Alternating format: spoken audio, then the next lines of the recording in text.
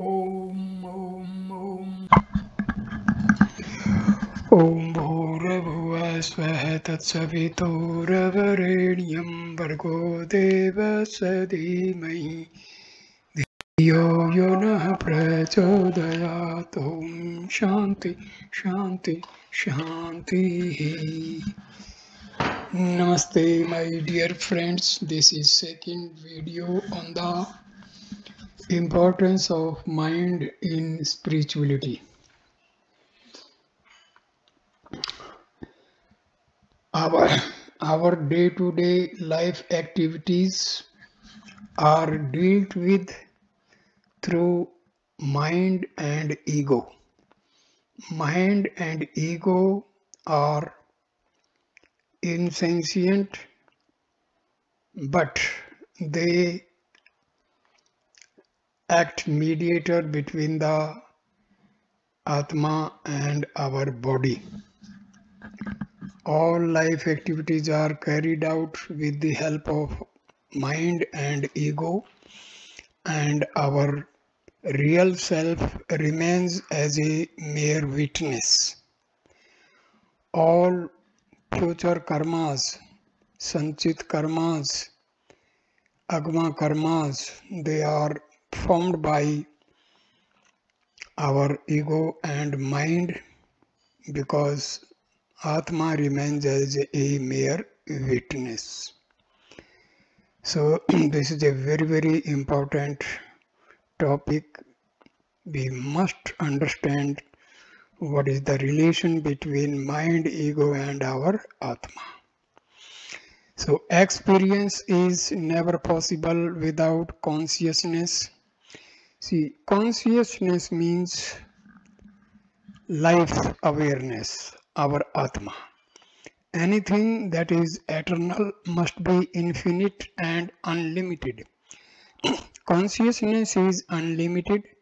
The consciousness of limitation shows that consciousness is greater than limitation. Perfection is the attainment of immortal life or pure consciousness. The inquiry of who am I leads to self-realization, Brahmajnana. Divine wisdom can be attained only by those who are endowed with purity. Clear the veil, realize the reality. Pain is the effect of not having what is wanted or having what is not wanted. Brahma is secondless. There is no pain or want in Brahma. Therefore, pain is impossible in the absolute. Contact is the mother of pain. The absolute can have no contacts and therefore no pain. Brahma is free from all wants and desires because it includes everything in itself. Therefore, it is an embodiment of bliss. Bliss is not an attribute, it is the very constitutive essence of the self or Atma. As the self is absolute in nature, its bliss is also absolute. This is the same as Brahma. Annihilate the ego, reach the goal here and now. Take the inner essence and attain perfection. Relax not the keen vigilance against your most subtle foes, egoism and desire. Where can you see the Lord? I found the Lord where I did not exist. I means here ego. Where there is no sense of I, there is liberation. It is bondage to have the sense of I and mine. I and mine indicates ego. Identify with the all-pervading soul Atma. You will attain immortality. This is the secret of eternal life. With the growth and expansion of your inmost being, you attain greater perfection and fulfillment of yourself, and bliss is the result thereof. Purge yourself from self-seeking and egoism. Escape from space-time limitations. lose all sense of separateness, unite with Brahma or the Absolute. The practice of the presence of God will cause the ego will to dissolve. Divine love will now manifest and eternal bliss will flow in. The Lord's grace is ever upon sincere, selfless souls. How impressions are formed. An experience in the sense plane sinks into the depths of the subconscious mind. There it becomes a sanskara, an impression. The impression of an experience is formed in the chitta, subconscious mind, at the very moment that the mind experiences it. There is no gap between the present experience and the formation of the sanskara in the subconscious mind.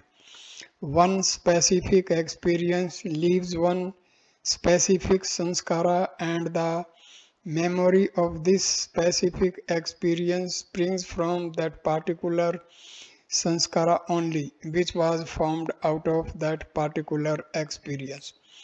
When you first perceive an orange and taste it, you get knowledge of an orange. A sanskara is formed in the subconscious mind at once. At any time, this sanskara can generate a memory of the object, the orange, and knowledge of the orange. Though the object and the act of knowing are distinguishable, yet they are inseparable. Sanskara is also known as residual potency. When all vrittis or thoughts die away, the frame of the mind remains with the sanskaras. This is termed the potential mind. All sanskaras coexist in the mind. Vrittis slowly subside, leaving traces in the mind. These traces are sanskaras. From them springs memory. If you have yogic vision, you can vividly notice the marvels that take place in the mental factory of an individual. You can see how the vritti arises in the mind lake. You can see how it subsides, and you can see how a sanskara is formed. You will be struck with wonder. Sanskaras are like forces, they either aid or inhibit one another. The sum total of all sanskaras is known as karmasya, receptacle of works, and this is called sanchita karma, accumulated works. When a man leaves the physical body, he carries with him his astral body of 17 tattvas, elements, and the karmasaya to the mental plane. Karmasaya is burnt in toto by the highest knowledge obtained through asamparjanata samadhi, the non-dual superconscious state. Utilize the subconscious mind.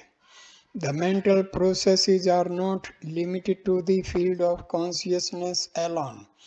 The field of subconscious mentation is of a much greater extent than that of conscious mentation. Messages, when ready, come out like a flash from the subconscious mind to the surface of the conscious mind through the trapdoor in the subconscious mind. Only 10% of the mental activities come into the field of consciousness. At least 90% of our mental life is subconscious. We sit and try to solve a problem. We fail, we look around, we try again and again, but we fail. Suddenly the idea dawns that leads to the solution of the problem. The subconscious processes were at work. The subconscious mind is your constant companion and sincere friend. Even in sleep, it works without rest. It arranges, classifies, compares, sorts the facts and figures, and works out a satisfactory solution. With the help of your subconscious mind, you can change your vicious nature. By cultivating healthy, virtuous qualities, you can overcome the vicious nature. If you want to overcome fear, mentally deny that you have fear. Concentrate your attention on the opposite quality, the ideal of courage. When courage is developed, fear vanishes by itself. Positive overpowers negative. You can establish new habits, new ideas, new tastes, and new character in the subconscious mind just by changing the old ones. All actions, enjoyments, and experiences leave their impressions in the subconscious mind in the form of subtle impressions or residual potencies. Sanskaras are the root cause for life and the experience of pleasure and pain. Revival of sanskaras induces memory. The yogi dives deep inside and comes in direct contact with these sanskaras. He directly perceives them through inner yogic vision. When you desire to remember something, you have to exert. You have to go down to the depths of the subconsciousness and then pick up the right thing from a curious mixture of multifarious, irrelevant matter.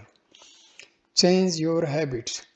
Mind is a bundle of habits, bad habits and prejudices hidden in one's nature will be brought to the surface of the mind when the opportunity comes. If you change the habit, you can also change your character. You sow a habit and reap a character. You sow a character and reap a destiny. Habits originate in the conscious mind, but when they become established by constant repetition, they sink into the unconscious mind and become our second nature.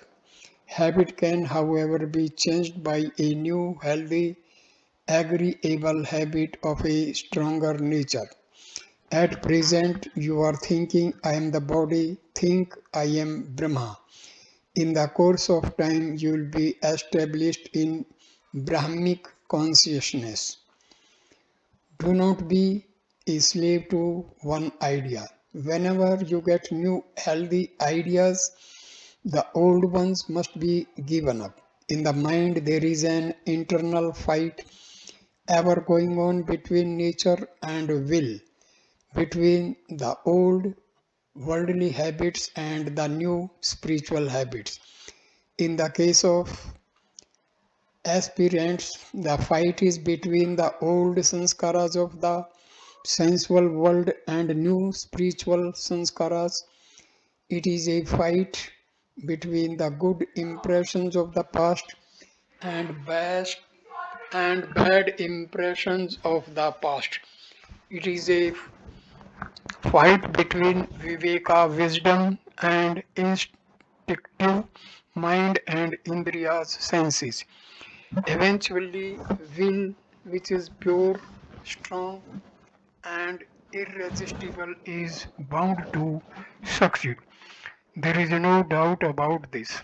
As your region grows and you become wiser and wiser by study, by contact with the wise, and by meditation, your mind must be well prepared to take up new, healthy, rational ideas and eschew the old, morbid ones. Mind is your tool.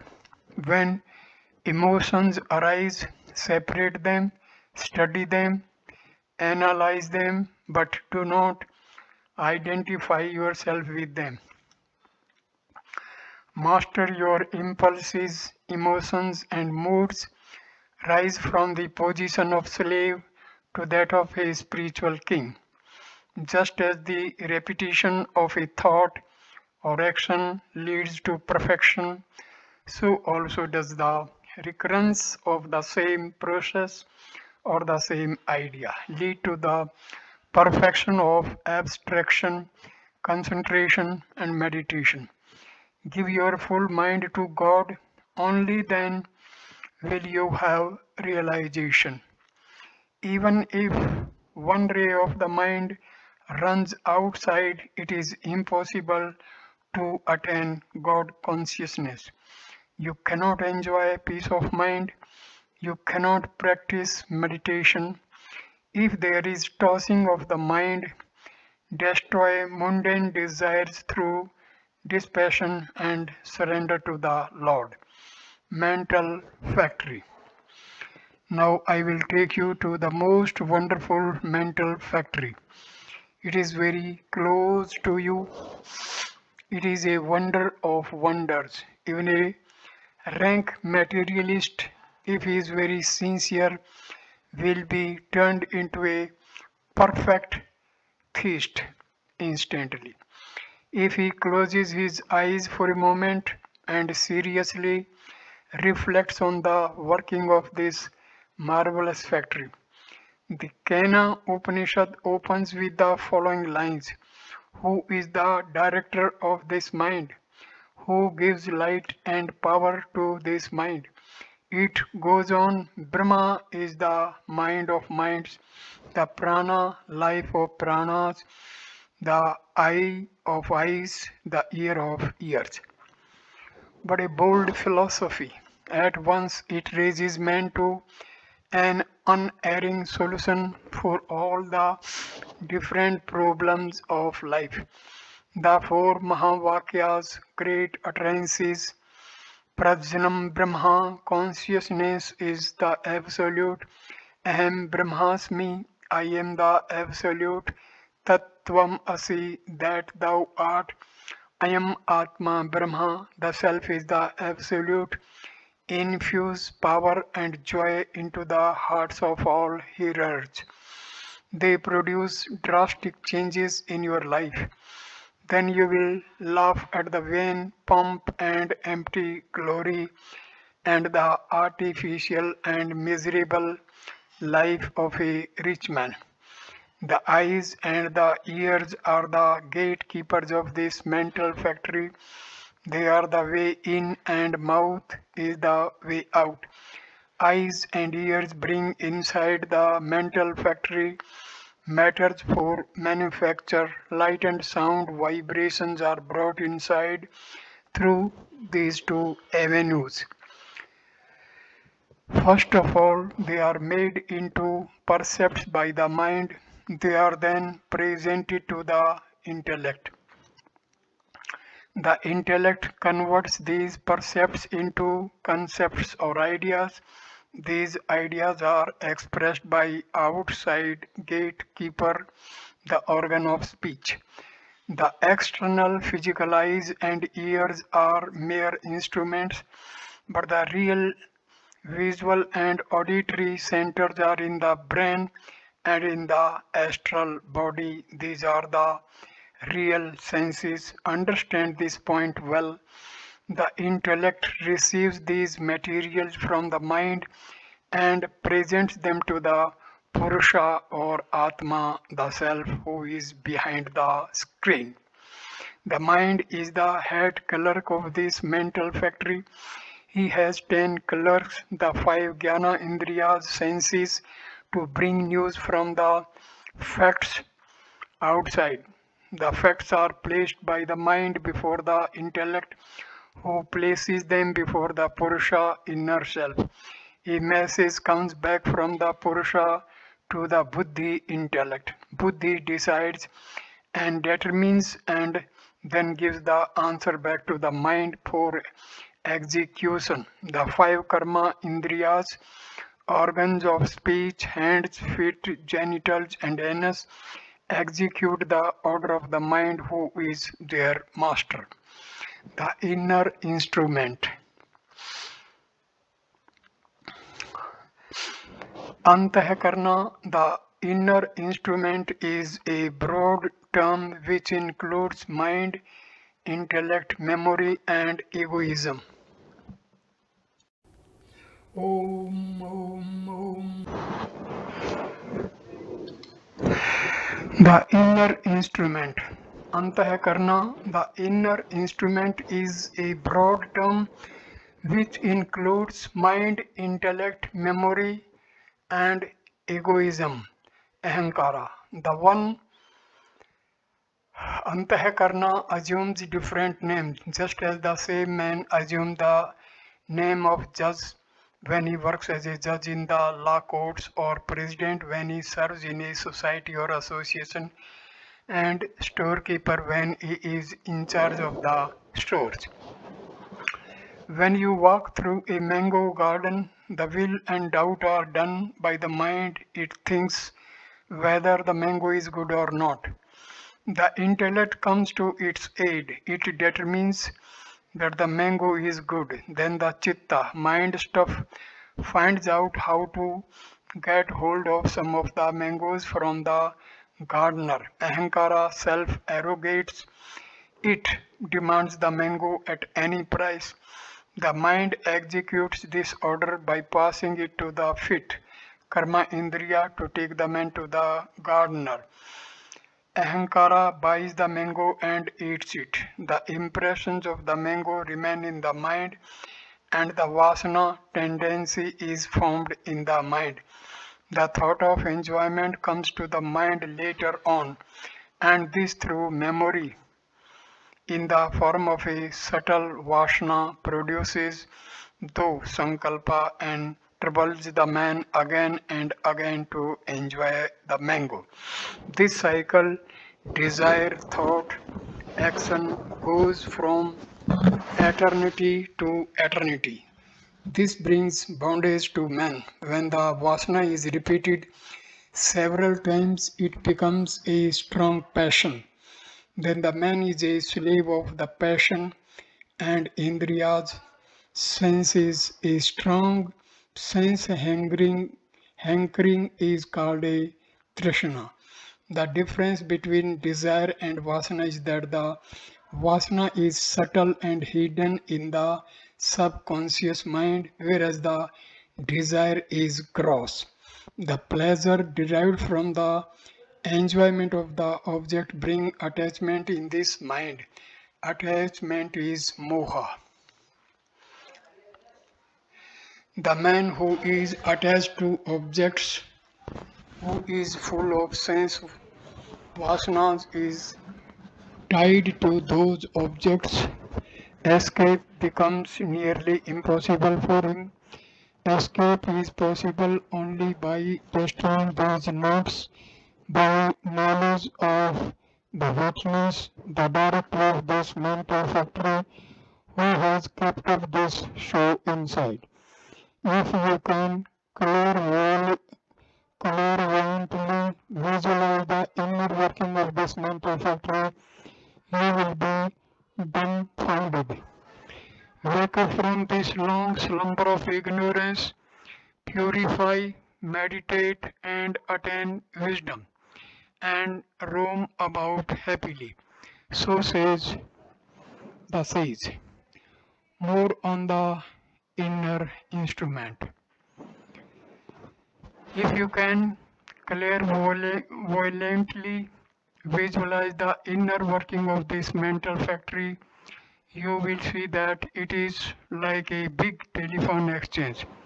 The messages come from diverse houses and firms into the central exchange. The operator plugs, connects and disconnects the various switches. So too the mind plugs, connects and disconnects. When you want to see something, the mind puts a plug into the other four senses, centers of hearing, smelling, taste and feeling.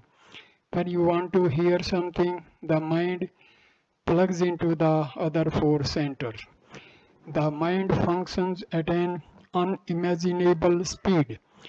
There are numberless pigeonholes in the subconscious mind where various sorts of things are recorded in perfect order.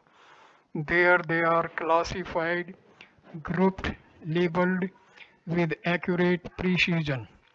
One impression rises up as a thought wave and comes to the surface of the mind.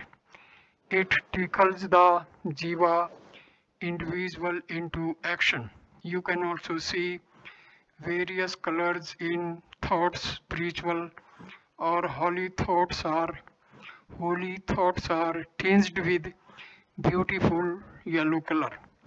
If there is thought of anger, dark red arrows shoot out from the mind. There is perfect order in the cosmos. The working is smooth and harmonious because there is the antaryami, inner controller behind it, directing and guiding. In the mere presence of the inner ruler, the indwelling, interpenetrating presence, the mind and other faculties work without any friction. There are different reasons for sentiments, emotions, instincts, impulses. There are highlands and lowlands in the mind. There is the spiritual plane and there are the planes of the instinctive mind and the intellect.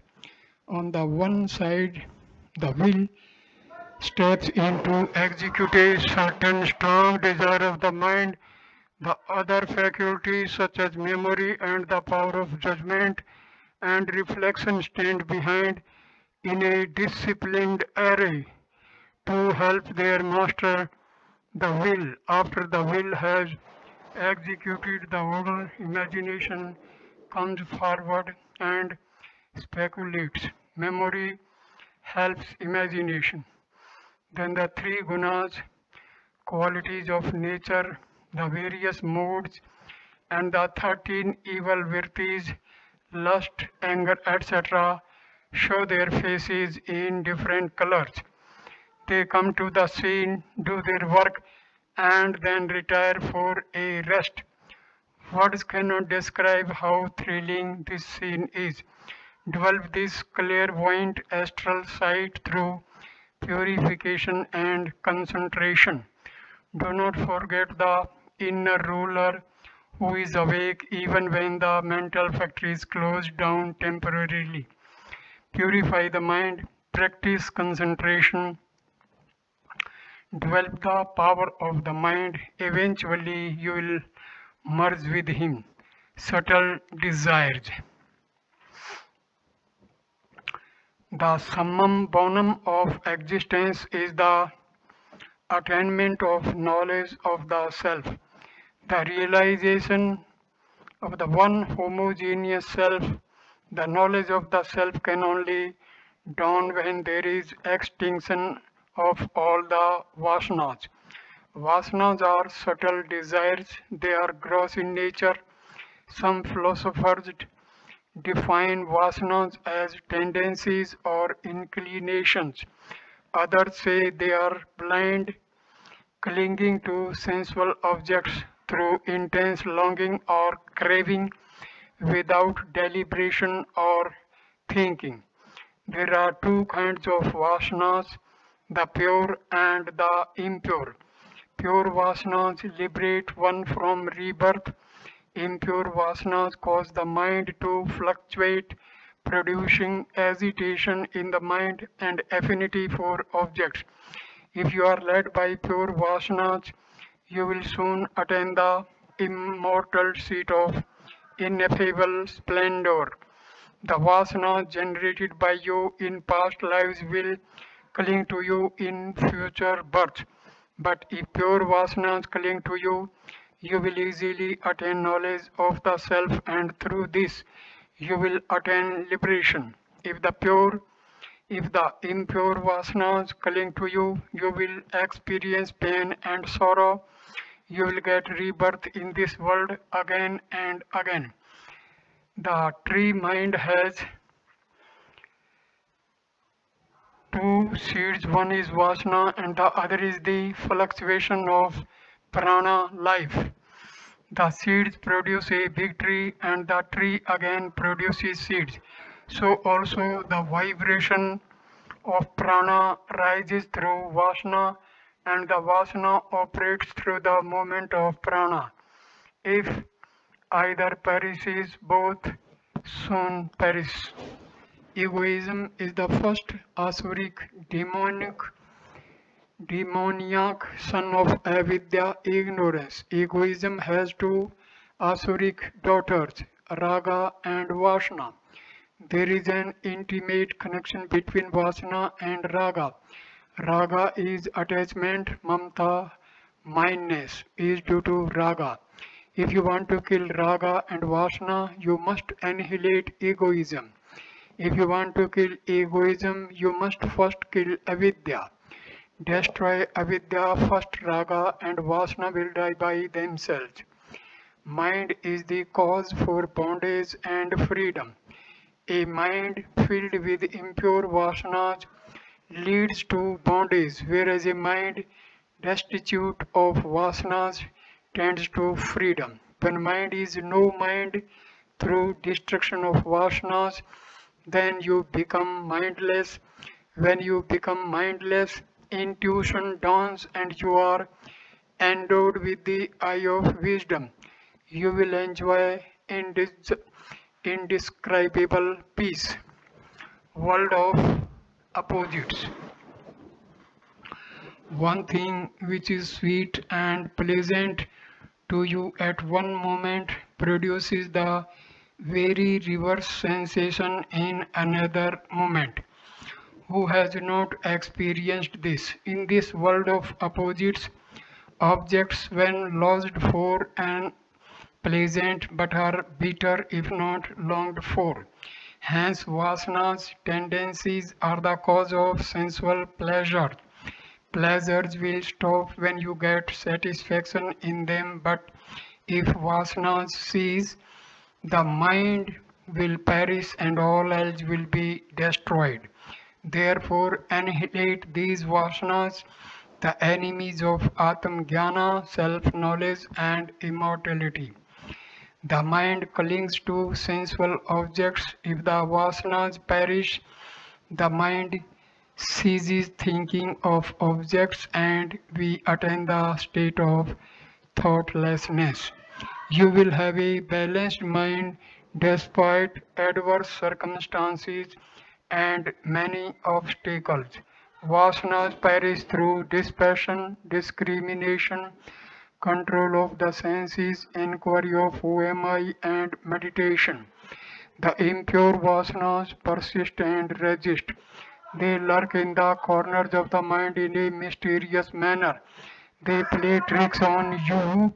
They can change their colors like a chameleon. Under pressure of yogic practices, they get suppressed for some time, but if you are not regular in your meditation, if vairagya dispassion wanes, they will attack with redoubled force. You must have a sharp intellect to detect their presence. Vasanas have arisen through enjoyment in many thousands of lives. They are very potent. They only perish through protracted spiritual practices, japa, repetition of God's name, kirtan, chanting, meditation, self-inquiry, discrimination, sama, control of mind, dhamma, control of senses, pratyahara, withdrawal of the mind, and pranayama, yoga, breathing. You have to transmute the impure vasanas into pure ones through constant effort. Change the current of impure vasanas and allow them to run in the channel of pure vasanas. But pure vasanas are also fetters. golden fetters. You have to destroy the impure vasanas with the help of pure vasanas. Then you have to abandon these pure ones also. Desire for liberation, moksha vasana also must die eventually. Then only you become that.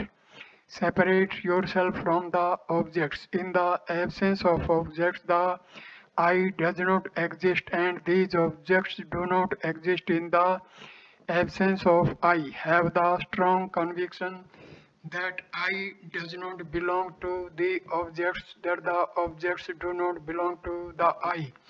Identify yourself with the infinite I, the Satchitananda Brahma, and abandon the burden of the physical body. Become a Videha Mukta, liberated and bodiless. All burdens will perish now. My task is complete. My purpose is achieved. The entire circle of birth and death is over. I have realized the perfect bliss of the Atma. I have known myself to be Brahma. I am free, I am perfect, I am independent. I enjoy bliss. I enjoy the bliss of the immortal soul. I am brimful of perennial joy. A self-effulgent light burns in my heart. I have broken all illusory relationships. Now there is no husband, no wife. Now there is no cousin and no grandfather. It is all one homogeneous essence of bliss only. Now my task is complete. I am free from doubt. I am free from delusion. Why should I study the scriptures? I rest in my own essential nature. Now, where is the necessity for meditation? I act like any other human being. I bathe, I sleep, I sing, I answer the calls of nature. I work, I write, I walk, I eat and talk, and yet I do not perform any action at all. I am the witness of all these processes. I am identical with Brahma. These acts are not obstructions to me. All these dealings are perfectly harmless. I am not susceptible to vikshepa, the disturbance of the equilibrium of the mind. Where is the necessity for samadhi for me? Vikshepa and samadhi are functions of the mind only. I have obliterated the mind. I am continuously experiencing the satisfaction which results from samadhi. Let people have any opinion of me. Let them glorify me. Let them vilify me. It matters little. Shivoham, Shivoham, Shivoham, Shiva Kevalo Om.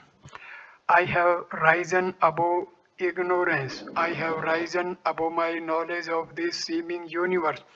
It is not only escape from misery and grief. I enjoy the joy eternal, the joy unspeakable, the joy supreme, the joy unbounded. What is this joy that I feel? Who shall measure it? I know nothing but joy limitless and unbounded. Guide to sadhakas. The first thing a spiritual aspirant has to acquire is mastery over the mind. Like a blind man look at the objects, like a deaf man hear sounds. Do not allow the sense experiences to penetrate within. The mind gets fattened on account of its being fed by sense objects. Restrain the senses by the process of pratyahara, abstraction. Why should you struggle to curb the mind? Its power is far greater than any other power, but it will become your slave if you surrender to the Lord and allow His divine power to work through you. The control of prana, life force, should be the natural and unfailing duty of all spiritually minded persons. It is the control of prana which paves the way for non-cogitation of all the externals and the conquest of death. Firmness of practice in the stainless, non-dual principle, control of prana, and subjugation of the mind. These three are the paths to realize the meaning of moksha. Out of these three, one should be mastered thoroughly. Then the effects of all three will be obtained, as all three are inseparable, related to one another. If the mind and prana cease to exist, then thoughts will cease to arise. Both of these are only one only, like the flower and its fragrance, or a seed and the oil in it. Prana and mind stand to one another in the relationship of sporter and sported. If either of them is slain, then the other also will cease to exist. The destruction of both will confirm moksha. Spiritual life begins with repentance. Spiritual life begins with aspiration. Genuine aspiration is the precondition of success in leading a spiritual life. Aspiration is indeed the fruit of good actions of the past. Guard your spiritual aspirations very carefully. Increase them through viveka, wisdom, sadvichara, pure inquiry, and satsanga, holy company. Devotion to God and Guru, practice of discipline, regular meditation, these will quickly lead to self-realization. Selfless work is for the purification of the mind. Self-realization is brought about by discrimination, dispassion, determination, and meditation. He who is faithful to truth and who diligently practices meditation, turning inwards in meditation, is put upon the ultimate path which leads to self-realization. Om, Om, Om, Om, Om, Om. Nirodha, mind and breath are like milk and water. Raj Yoga is control of the mind. He who wants to become a perfect yogi and wants to experience wonderful samadhi, superconscious state, must control mind and breath. He must continuously practice yoga and observe the rules. He must thoroughly overcome the five tattvas, elements. Restraint of the mind, Nirodha, leads to jnana. Nirodha is the culmination of yoga and Sankhya, two paths to liberation. It is Nirodha which underlies all sadhana, spiritual practice. Restraint of the mind is the essence of all worship. Essence of all worship. This is jnana, wisdom, and dhyana, meditation. The highest is obtained by restraint of the mind. The mind should be completely restrained from objects until it attains dissolution in the heart. Atma or Brahma is your immortal self. It is the only blazing reality. Only if you know this Atma can you attain perfection. Perfection can be yours in this very life. Atma is to be recognized as your innermost being through Samadhi. If you know the Atma, which is the ultimate reality, which is perfection, then only your life becomes useful and a real existence. The knower of the Atma, the inner perfection, crosses all sorrows and becomes free. If you do not know this Atma, then there is great loss for you. Samadhi is not a mere emotional enthusiasm or an exhilaration of feeling. It is the direct, unique, intuitive experience of truth or absolute consciousness or the ultimate reality. It is beyond all feeling, throbbing, and thrill. The aspirant rests in his center. Now the goal of his search and realizes the absolute freedom, independence, and perfection. The aspirant should have a burning desire to free himself from the fire of samsara, worldly life. Then only he will be able to enter into deep meditation and samadhi. The mind becomes that very Brahma when it is purified and brought into the Samadhi state. In Samadhi, there is no perception of duality. The cause of fear, avidya, ignorance is entirely absent in this state. To attain supreme bliss, you must have patience, perseverance, and diligence, serenity, purity, one-pointed mind, and burning aspiration. He who does not strive for realization lives in vain. Though he is a man in appearance, he is in fact a beast. True renunciation. The mind is the all in all. Its mastery leads to the renunciation of all. True renunciation is in abnegation of the mind. It consists in renouncing all desires and egoism, not world existence. Through such mental abnegation, you will be able to free yourself from pain. Then will come immortality in life through the enjoyment of the infinite delight of existence, free from ego, founded on the oneness of all in Brahma. Sannyasa, renunciation, is a mental state only. It is a gerva or coloring of the heart and not of the cloth alone. He is a sannyasi who is free from passion and egoism, who possesses all the sattvic qualities, even though he lives with the family and in the world. If you have a stainless mind, you are a sannyasi, a renunciate.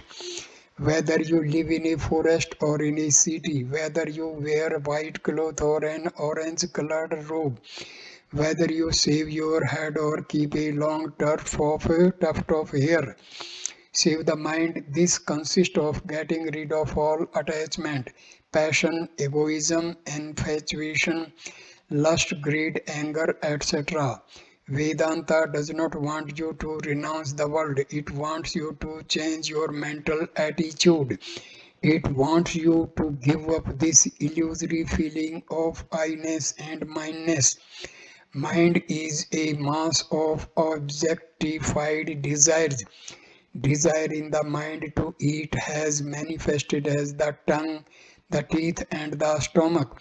Desire in the mind to walk has infested as legs and feet. Control the mind and you control the desires. Eyes can only see, ears can only hear, tongue can only taste, nose can only smell, skin can only touch. The five senses are blended in the mind and the mind directly sees, hears, smells, tastes and feels. It does this quite independent of the senses. Understand clearly the aim of your life. Check out the line of work that is congenial to your aim. Then you should work hard to realize that ideal. Have your ideal ever before you and try every second to live up to it. Develop a strong desire to remove carelessness and forgetfulness from your character. Have confidence in your own powers and faculties. Keep your mental poise in the world without consideration of failure, without consideration of gain or loss, pleasure or pain. Have the mind always rooted in God amidst all activities of life. Fasting of the heart. From the habit of deep introspection, good aspirants who enter into deep meditation also march forward in the sleep, taking food immoderately or at the wrong time will affect your system and render meditation difficult. Lead a life of self-restraint and back it up with meditation. Japa, repetition of God's name. Pranayama, yoga, breathing and asanas, postures. Fasting is beneficial. You can meditate well and seriously while fasting. The most significant fast is the fast of the heart, that is renunciation of desires. The mind may fall into a state of inactivity and the aspirant thinks He has reached the goal. This is a sad mistake. Divest yourself of anger, greed, and attachment to sensual objects and their enjoyments. Be free from love and hate of others. Divest yourself from all affinities for objects. Follow proper diet, easy posture, purity of mind and body.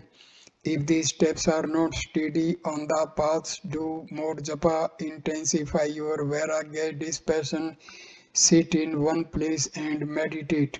Serve. Have unshakable faith in the Lord.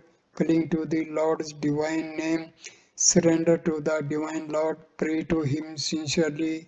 The mind will be powerless and hand over charge of your body to the Lord and cease to think of it. The Lord is everywhere. He controls everything. He will protect you from all danger. Rely on the Lord alone. If you put into practice 1/100th of what I say to you, you will surely attain God realization now and here. A great emperor purchased a horse for 10,000 rupees.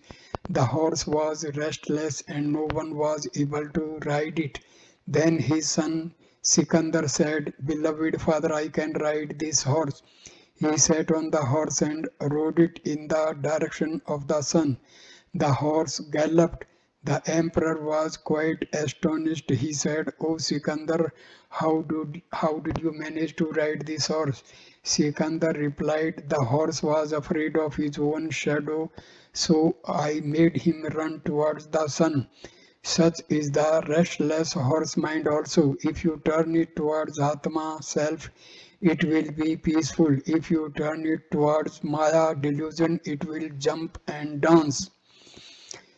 Treacherous mind. Mind is very treacherous. It will hurl you down into the abyss of ignorance. It will say, "Pitya pitva punar pitva punar janma na vidyate." Drink, drink again. There is no rebirth. It will say, "Give up sadhana, spiritual practice. You will not gain anything. There is no bliss beyond the senses. The world is real. There is nothing like sensual pleasures. Enjoy it to your heart's content. Hear not this voice of the mind. Swim against the mind current. Mind is your bitter enemy. Disconnect yourself from the mind. Stand as its silent witness. Do not become one with the mind and the senses. Practice introspection and self-analysis. Thus will the mind gradually be tamed. It will become your obedient servant. Sensual pleasures are nectar in the beginning, but they are venom in the end. Here is a way to think out the mind, a way to control it. If the mind says, "Eat eggs and meat," eat only spinach, fruits and milk. If the mind says, "Read novels and newspapers," read only the Gita, the Upanishads and practice Karma Yoga. If the mind says, "Gamble," practice vigil and do kirtan the whole night. O truant mind, O mischievous imp, I am tired of giving you admonition. You are like the shameless son-in-law who sits idly in the house of his father-in-law, eating and drinking and bearing all the rebukes and broom beatings. It is difficult to control the mind without the grace of the Lord. The prompter of thoughts alone can subjugate this wild mind. My prostrations and adorations to the prompter. Listen, O mind, to this piece of advice. Sink not in the mire of samsara, worldly life, in the perilous ocean of births and deaths. Mix thou not in mundane affairs. Eat not the fruits of pain and sorrow. Take not birth again and again. Wither not thyself in wicked deeds. Is not eternal bliss thy quest? Commune with the Lord of bliss now. Forget the body and its connections and rest peacefully in blissful joy. Abide in thy supreme abode now. There will be an end of birth. Desire not name, fame, prestige, position, title, honor, rank. Care not, O mind, for earthly affection, love, and kind words. Respect nice clothes and dainty dishes, the company of damsels and their talk. Remain steadfast, gaze on the Lord, dwelling in the cave of thy heart, he who is thy refuge, thy solace, source and center, the witness and the abode, the Lord and dissolution. Cure more mental defects. There are three defects of the mind. They are impurity, tossing of the mind, and the veil of ignorance. The mind is tossed about among objects of love and hatred like a light feather in a stormy wind. It wheels far and wide among sensual objects, far away from the association of wise. It is like a strolling city dog. This baneful mind wheels at the sight of immense wealth, and it follows its mate, desire, and ever preys upon ignorant worldlings as it would on a carcass.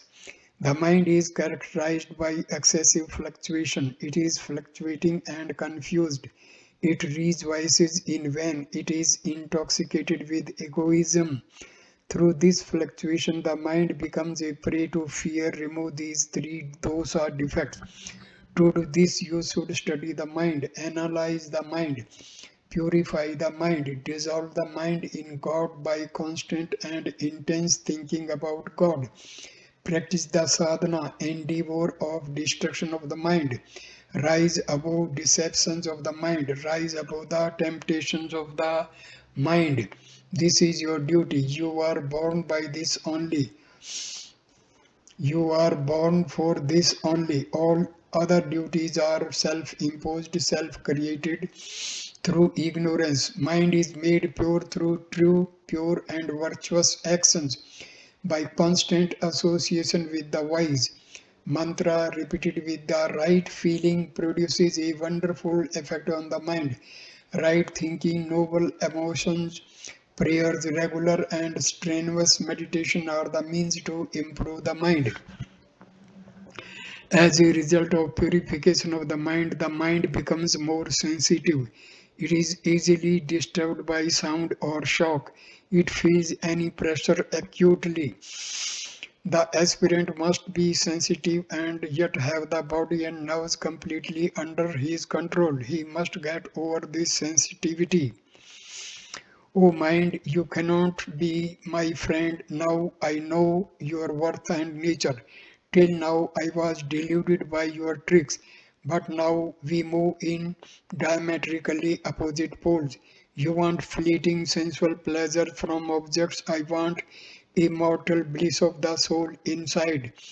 You are ever restless and worried. I am peaceful and tranquil. You are full of passion, fear and attachment. I am dispassionate, fearless and unattached.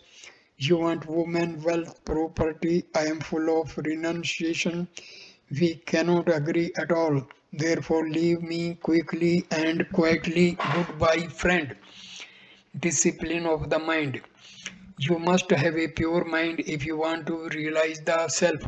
Unless the mind is free and it casts away all desires, cravings, worries, delusion, pride, lust, attachment, likes and dislikes, it cannot enter into the domain of supreme peace and unalloyed felicity, the immortal abode. A glutton or a sensualist, a dullard or a lazy man cannot practice meditation. He who has controlled the tongue and other organs, who has an acute acumen, who eats, drinks and sleeps in moderation, who has destroyed selfishness, lust, greed and anger, can practice meditation and attain success in samadhi, super consciousness. You cannot enjoy peace of mind, you cannot practice meditation, and desire coexist in the mind. If you really want to destroy Vikshipa, you must destroy all mundane cravings through dispassion and self-surrender to the Lord. If you apply fire to green wood, it will not burn. If you apply fire to a piece of dried wood, it will at once catch fire and burn. Even so, those who have not purified their minds will not be able to start the fire of meditation. They will be sleeping or dreaming, building castles in the air when they sit for meditation. But those who have removed the impurities of the mind by japa, repetition of God's name, service, charity, pranayama, yoga, breathing, etc., will enter into deep meditation as soon as they sit for meditation. The pure right mind will at once burn with the fire of meditation. Clarify your idea again and again. Think clearly, have deep concentration and right thinking. Introspect in solitude, purify your thoughts, still the thoughts, silence the bubbling mind. Allow one thought wave only to rise from the mind and settle down calmly. Then allow another thought to enter, drive off all extraneous thoughts that have nothing to do with the subject matter on hand. An efficient control over thoughts through long practice is a great help in meditation. Watch every thought very carefully. Shut out all useless thoughts from the mind. Your life must tally with your meditation. You keep up your meditation during work also. Do not give new strength to evil thoughts by constantly thinking, restrain them.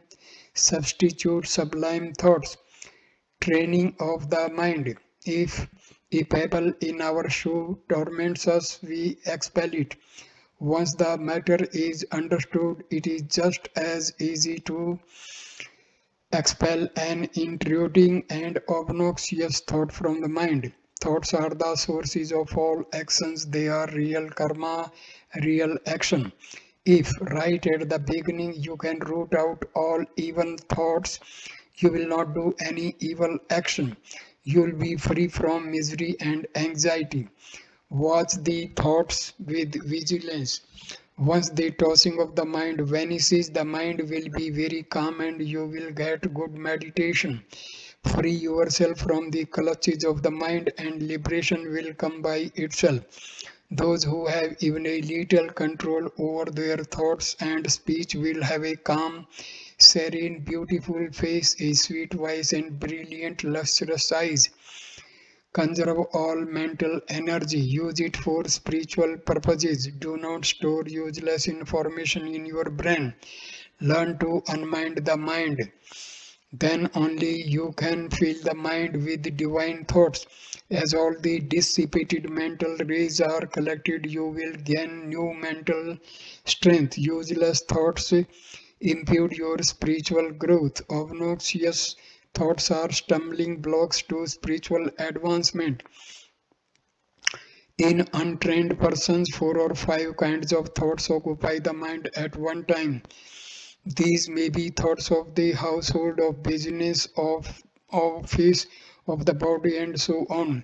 If you watch carefully, you will see that many thoughts are inconsistent and that the mind wanders aimlessly. Entertain only thoughts that are useful and helpful. These are the stepping stones to all spiritual progress. Every thought must be of constructive nature. It must be positive and definite. Mental images must be well defined. Every thought must bring peace and comfort to others and never bring pain or unhappiness. Then you are a blessed soul on earth. Always watch your mind. Be vigilant, be alert. Do not allow waves of irritability, jealousy, anger, hatred, and lust to arise in the mind. These are the enemies of meditation, peace, and wisdom. Suppress them at once by entertaining sublime thoughts. Evil thoughts which have already arisen may be destroyed by originating and maintaining good thoughts, by repeating any mantra, by doing any good actions, by abstracting the mind, and by inquiring who am I, or by will force. Con- Consequences of anger. A terrible fit of anger shatters the physical nervous system. Om, om, om. Consequences of anger. A terrible fit of anger shatters the physical nervous system. It produces a lasting impression on the inner astral body. Although the effects of a fit of anger may seem to subside in a short time, the vibration or wave continues to exist for days in the astral body. A slight unpleasant feeling that lasts in the mind for 5 minutes may produce a deep inflammation of astral body. It may take several weeks or months even for this ulcer to heal. Now have you realized the disastrous consequences of anger? Do not be victims of anger. Control it by love, mercy, sympathy, vichara, inquiry, and consideration for others. Even slight annoyance or irritability affect the mind and the astral body.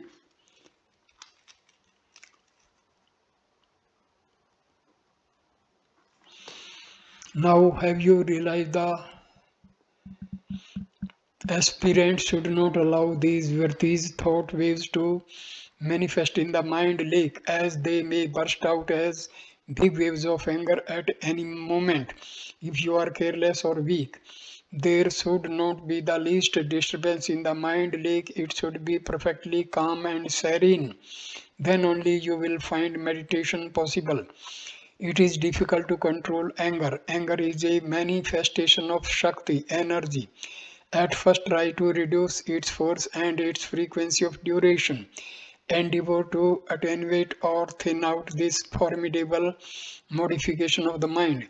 Do not allow this modification to assume the form of a big wave on the surface of the conscious mind. Nip it in the bud when it is in the form of irritability. Divert the mind, entertain divine thoughts, do vigorous japa, repetition of God's name, and kirtan chanting. Repeat some prayers or shlokas version from the scripture.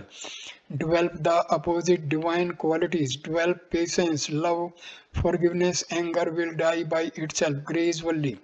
Blessed are those high-souled people who can control their anger by pure, strong will and intellect. Be serene. Serenity is like a rock. Waves may dash on it, but they cannot affect it. Waves of irritation may break on this rock of serenity, but they cannot affect it. Meditate daily on the ever tranquil Atma self. You will attain this sublime virtue of serenity gracefully. Depression and devotion. Every aspirant in the spiritual path becomes a victim to the mood of depression in the beginning. You have to overcome this mood through discrimination, reflection, singing God's name, prayer, etc. This mood is like a passing cloud. It will pass off if you are vigilant. Do not mistake motions for devotion. Whenever you get into a mood of depression, sing God's name vigorously. Sitting alone in your room, sing with a melting heart. You may sing silently if you wish. This is an easy way to drive away this undesirable mood. Try to control all wild outbursts of weeping. This is a weakness, a negative state. But do allow the pearl drops of divine love or ecstasy to trickle down your face occasionally when you are in a profoundly peaceful, prayerful, or meditative mood. Shed the tears of pure divine love when you are alone. When you are in communion with the Lord, do not weep in the presence of others. The rare pearl drops of divine love are the outcome of the melting of the heart by the fire of devotion and the fire of painful separation from the Lord. Sometimes a man feigns to be a devotee. He sheds false tears to make his neighbors think he is a great devotee. On account of sympathetic action, his neighbors also begin to weep, but there will not be one iota of devotion in their hearts. Devotion is a very rare gift from God. Weeping itself is not a criterion by which to judge the devotion of nature of a man or woman.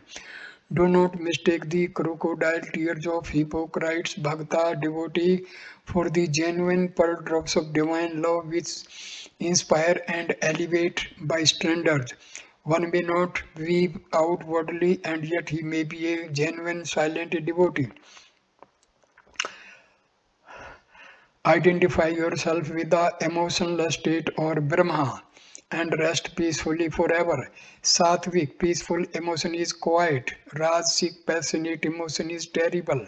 Tamasic, dull emotion is confused. Rajasic and tamasic emotions are of a turbid nature and therefore cannot receive a reflection of the blissful nature of Atma. Rajasic and Tamasic emotions present a reflection of intelligence but not of bliss. Sattvic emotions present a reflection of both blissfulness and intelligence. Brave all trials. Trial, difficulties, troubles, and sufferings are necessary for your purification and to strengthen your will and power of endurance. Face them bravely and come out triumphantly. Press on, strive on with all your will. Only then is the grace of God bestowed. God helps those who help themselves. If bad thoughts enter your mind, simply ignore them. Offer a prayer to the Lord and substitute divine thoughts by studying the sacred books. The spiritual fire should be generated day after day. Hold fast to the ideal. Keep the flame of aspiration ever bright. Scorn mundane delights and strife. Dedicate your life to God. Meditate. Scale the spirit's steepest heights and reach the peak of eternal wisdom and bliss divine. Nothing is able to daunt the firm and resolute aspirant or turn him from a course which he considers to be right or which he holds to be his duty. Be brave and courageous. You must pass with one breath over the mountain of difficulties to attain to Atma cannot be attained by a way of weakness and error. You have infinite strength within you. Be strong, look within, meditate, tape the source, have an indomitable will, backed by an abiding faith. You are bound to succeed in everything. God is the light of lights. He is knowledge. He is the knower. God is the same from age to age. God never changes. He is ageless. God has no opposite. God is truth. Beauty, goodness. God has no religion. He is the source of all religion. God is one. God is peace. God is universal harmony. God is love and law. As a lamp cannot burn without oil, so man cannot live without God. Creation reveals that God is dharma, righteousness. God is the bestower of grace which is boundless and inexhaustible. So this ends the video. Thank you for watching this video. Namaskar my dear friends. Thank you.